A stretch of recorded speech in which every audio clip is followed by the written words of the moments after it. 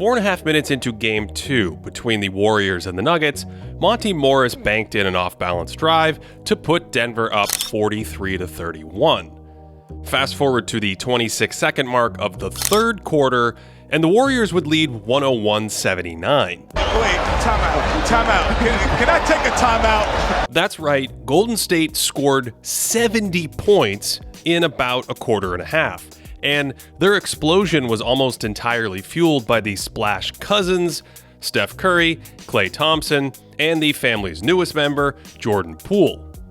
Jordan started his pool party with a gorgeous behind-the-back pass to a cutter, then, on the other end, dug down into a driving lane to rip Morris and head the other way for an easy 2.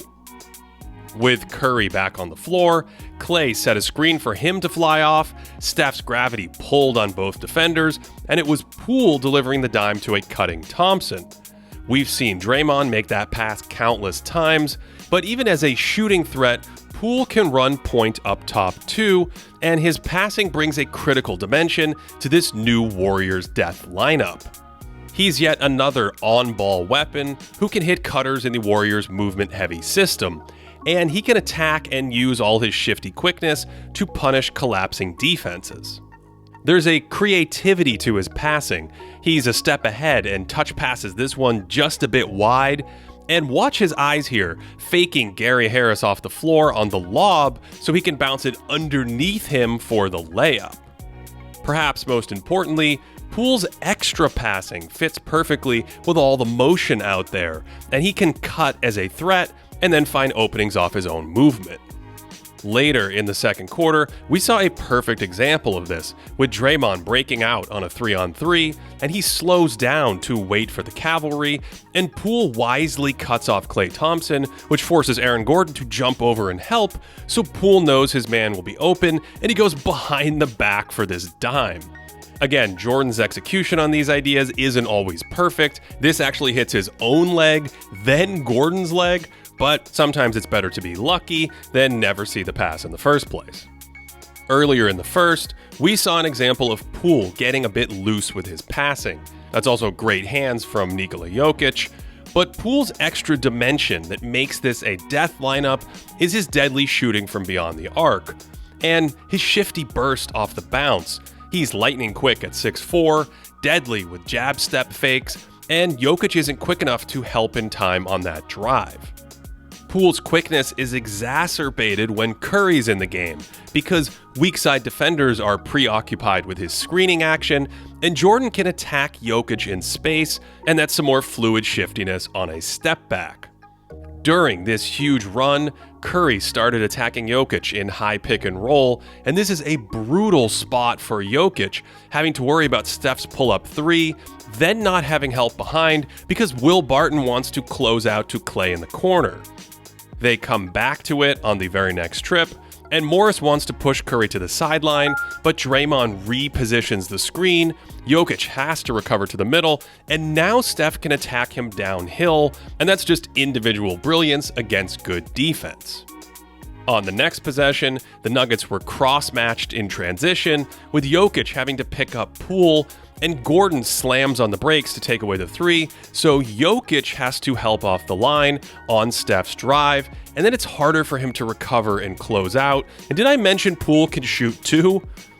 Denver simply had to hide too many defenders in this lineup. Jokic is on an island in pick and roll, and Gordon's too slow for Poole in space, and the reason he has that space is because Morris follows Curry to the corner.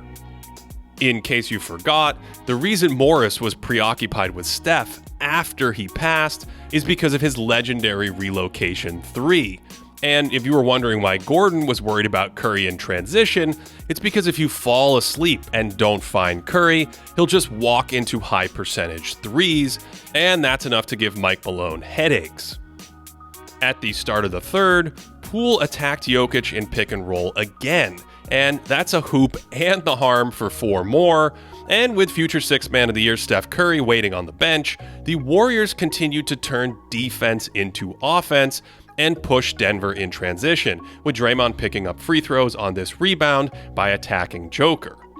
After a questionable 3-shot foul on this Poole jumper, Barton ground inside for 2, and off of the make, no one matches up with Klay, so Jokic is forced to. Draymond pushes the pace, and with Jokic in hot pursuit, Jeff Green thinks a switch is a good idea, and Draymond shoots some fish in a barrel.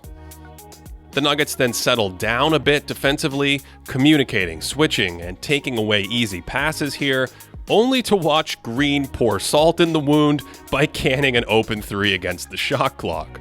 Still, their defense had a few more wins, with Poole finally missing, and then another trip that completely fizzled out and ended in a tough isolation jumper from the 5th member of this death lineup, Andrew Wiggins. I don't know any Olympian that come off the bench. I don't know any All-Star come off the bench. I don't know any former MVP that come off the bench. Well, I do. And unfortunately for the Nuggets, his name is Stephen Curry, and this feels almost cruel, but he checked in and started attacking Jokic in high pick and roll again, splitting him with a running floater. Have I mentioned this is a terrible matchup for Denver?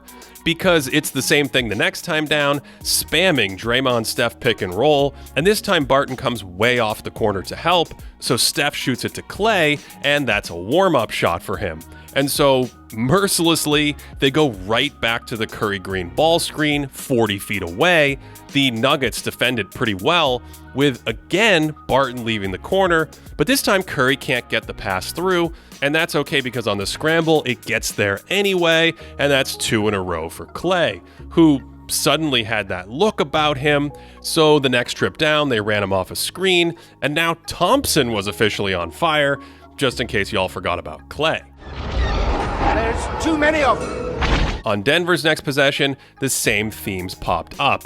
Green's deflection means more defense to offense, and Bones Highland is worried about the white-hot Klay in the corner, so Curry walks in for a layup.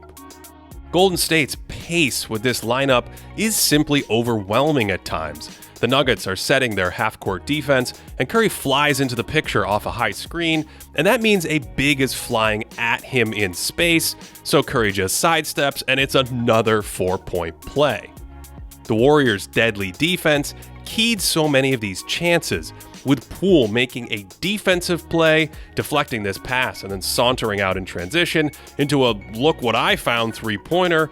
And as we discussed earlier in the season, Poole's been a positive contributor on a Warriors defense that looked historically great with Draymond Green.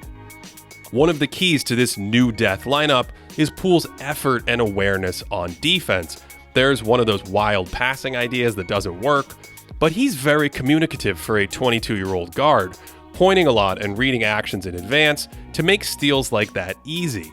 And you can see it on a play like this, where he switches away from the ball to get off a center, then slides out to the point of attack, works to get around a screen, and prevents any defensive breakdown.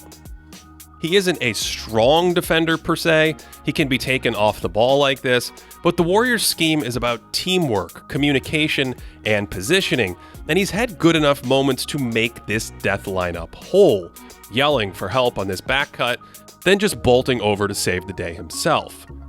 The defense doesn't need to be great with their offensive potential. There's his passing we've discussed, but Poole's Curry impersonation, crossing pass with Steph, and then cutting like him off the ball, gives this 5-man unit with Green, Wiggins, and Klay such great offensive potential. In addition to Poole's movement shooting, he gives them another on-ball scorer to complement Steph, with all kinds of shifty moves with the basketball in the paint, and some ridiculous burst off the dribble. And with all that space the shooters provide, he can finish in a variety of ways at the basket. So it's fitting that after such a titanic onslaught, that it was Curry who spaced the floor on the weak side for Poole attacking Denver's center on an island, and he opted for the Ray Allen super step back 3. On the next trip, Curry runs pick and roll and sends it to Poole, who whips it to the roller for some San Francisco showtime. And finally, to top it off, Jordan draws 4 Nugget defenders in the half court and flips a no-look dime to a cutting teammate to give the Warriors a stunning 70 points in 18 minutes and 39 seconds of action against a completely overwhelmed Nugget defense. In those 19 minutes, Curry scored 21 points, Poole 20, and Klay added 14 in the unofficial coming out party for the Golden State Warriors' new death lineup. To support this channel, head over to patreon.com/thinkingbasketball, where we have additional content, videos, stats, a community, and more. I'd love to know your best nicknames for this new Warrior lineup, and otherwise, I hope you are enjoying the 2022 playoffs, and of course, that you are having a great day.